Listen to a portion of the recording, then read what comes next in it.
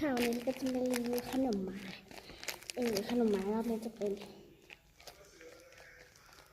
5 ชิ้นค่ะ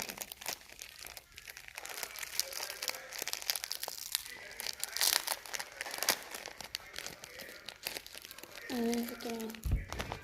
ต้องแกะนะคะอันนี้ก็เหมือนเดิมเลยนะ